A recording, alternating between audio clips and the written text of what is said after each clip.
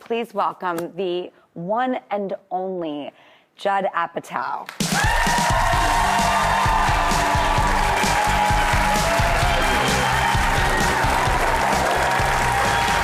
to see you.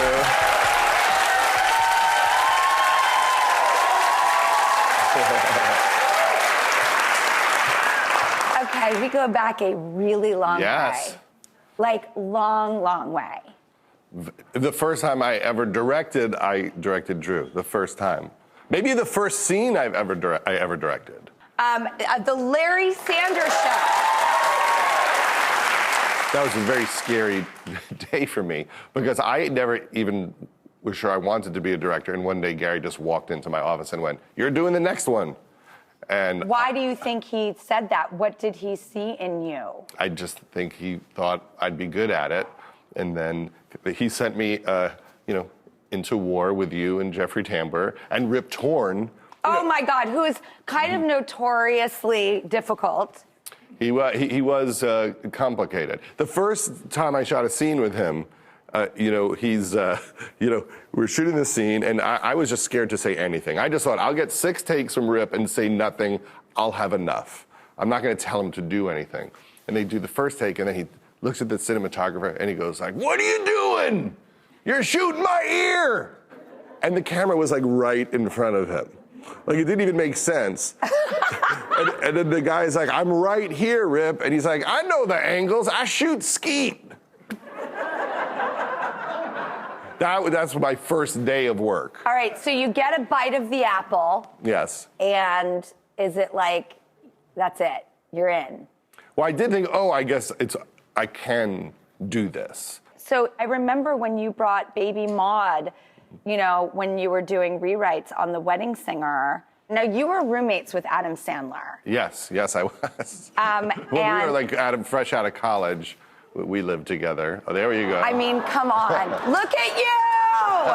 No! I was getting my headshots for stand-up comedy, and then Adam just jumped into the shot. Tell me something only a roommate would know about Sandler. Well, back then, we didn't really have anything to do because we would just do stand-up at night. And so all day, every day, we had to kill the day. And Adam had a lot of energy to be funny. If you could imagine, he didn't have an outlet other than his 15 minutes at night. And so he would be really funny with us all day. And so I remember once we went to Red Lobster. Those commercials are such porn. Right? I mean, if that doesn't get you hot, that wet lemon squeezing, well lit. Yeah. God, that creamy noodle being whirled. Exactly.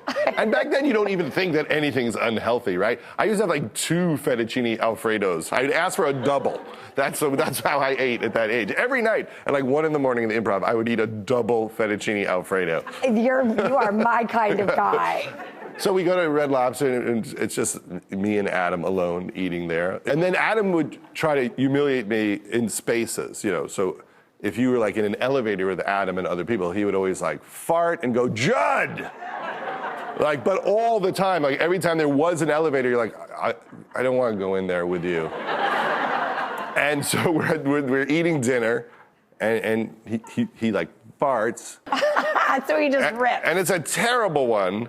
And then he's like, "Judd, we're at a fancy restaurant."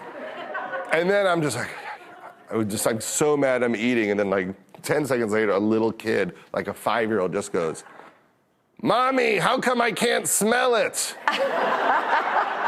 And then Adam cracks up the biggest laugh ever, runs out of the restaurant, and just leaves me alone at the table.